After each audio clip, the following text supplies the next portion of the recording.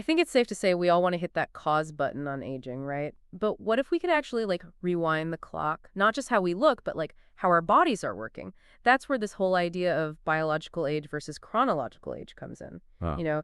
Chronological is just how many years you've been around, but biological age is how well everything's actually holding up. Right. And scientists are increasingly using epigenetic clocks to see that biological age, like peeking into the cell's instruction manual. The DNA. Yeah, the DNA, exactly, to see how those instructions are being followed and how they're changing as we get older. Okay, so for our deep dive today, we've got this research from Nature Aging.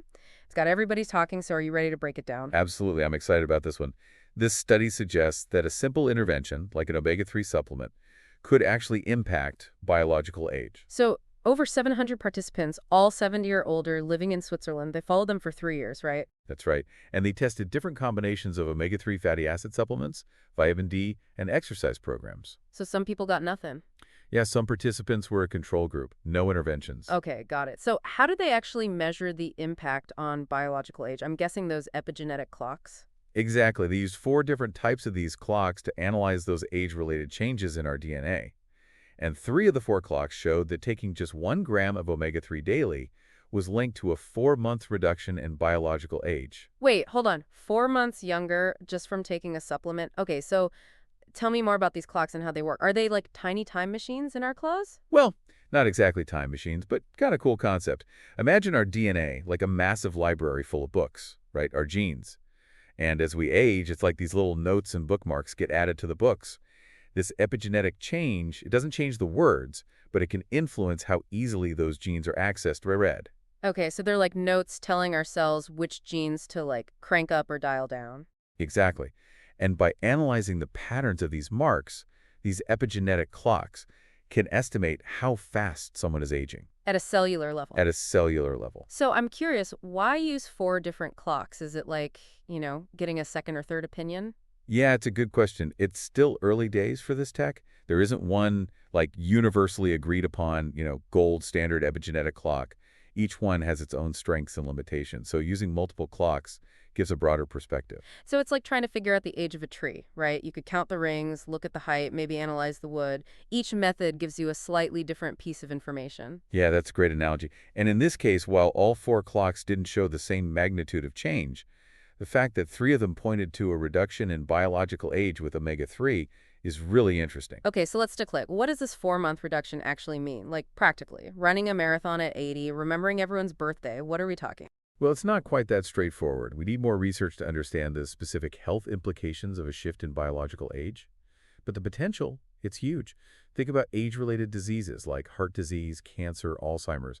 What if slowing down our biological clocks could delay the onset or reduce how severe those conditions are? Okay, now that's really interesting. And the team behind this study, they've done some prior research on omega-3, right? Didn't they find something about combining it with vitamin D and exercise? You're right. In earlier studies, they found that omega-3, vitamin D, and exercise actually had even bigger effects, like slowing down those aging signs, lowering cancer risk, even improving mobility in older adults. So this research just looked at omega-3 by itself, but the earlier research shows a combo approach could be even better, huh? Exactly, and it highlights the importance of looking at lifestyle interventions holistically. Omega-3 might be one piece, but combining it with other healthy habits could really make a difference. I think we all know that a balanced diet, exercise, and good sleep are important, but now research is saying we might be able to fine-tune those habits and impact how we age at a cellular level. Right. Okay, so omega-3s could slow down those biological clocks, but I'm sure some of our listeners are like, what's the catch? There's got to be a catch, right? Well, yeah, there are some important things to keep in mind. Like we always say with any research, we need to see these findings replicated in other groups of people and over longer periods of time. So 3 years is good, but... It's good, but longer would be better, right? Imagine 10 years or even longer. Okay, what else? Another thing is those epigenetic clocks. They're a cool tool, but they're still relatively new. We're still learning, how to interpret the data and how to standardize these tests so we can compare apples to apples. So it's kind of like the Wild West out there. Yeah, kind of. Lots of exciting possibilities, but we're still figuring out the rules. And even if we had a perfect test, it wouldn't tell us everything, right? It's not going to predict exactly how long someone will live. Right. It's just one piece of the puzzle. A very interesting piece. So let's talk about our listeners who are thinking, should I run out and buy omega-3s? What's the takeaway? Well, this study is definitely something to think about, and it's a good reason to, talk to your doctor. They can help weigh the potential benefits and any risks. Because everyone's different. Exactly. There's no one-size-fits-all approach. Your genetics, your medical history, even other medications you're taking, it all matters. It's like be an informed consumer, be proactive about your health. I agree completely. Take ownership, make choices that work for you and your health goals. So let's zoom out a little. Let's say scientists actually do create like a perfect biological age test. What would that mean for healthcare, how we approach aging? That's where things get really interesting. Like, imagine a world where we can track our biological age, right? It would totally change preventative medicine.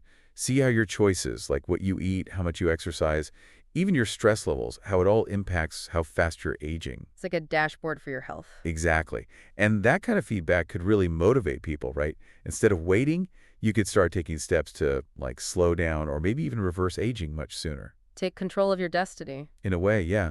Make more informed choices and put your health first. Well, wouldn't that create some new problems too? Like knowing your biological age and feeling judged, comparing yourself to others? Yeah, that's a good point. We definitely need to think about the ethical and societal implications.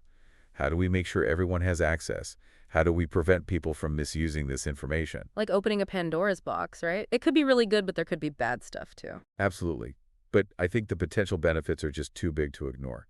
If we're careful and responsible, we could live longer, healthier, more fulfilling lives. And that's something worth working towards. It's crazy to think that, like, we could change how we do healthcare. Instead of just treating diseases, what if we could, like, target aging itself? Yeah, it's a huge change. And this research with omega-3 and those clocks, it's like we're getting a glimpse of what might be possible, right? Yeah, and I think it's exciting because it shows we have some control.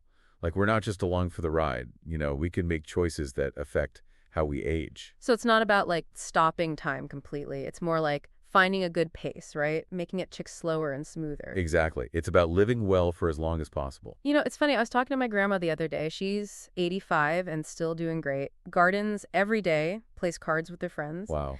I asked her what her secret was. She said, never stop moving, never stop learning, and never stop laughing. Seems like good advice. It really does. And there's more and more research showing that, yeah, those things are key. Staying active, keeping your mind sharp, being social, it all helps. It makes you wonder, with all this new research, what will aging be like in the future? Will we all be walking around with, like, our biological age on our foreheads or something? Maybe not quite like that, but I do think we'll have more personalized health information. Like knowing our biological age and using that to make decisions, really take control of our well-being. It's kind of scary but exciting too, isn't it? It is. There are going to be challenges, ethical stuff, privacy issues, making sure everyone has access. It's complicated. But if we can do it right, it could really change things, right? It could. People living longer, healthier, happier lives. It's pretty amazing to think about. Well, I think we've given our listeners a lot to think about today, from those omega-3s and epigenetic clocks to the future of, well, everything. Yeah, it's been a really interesting conversation. Before we go, any last thoughts for our listeners? It's a lot to take in, right?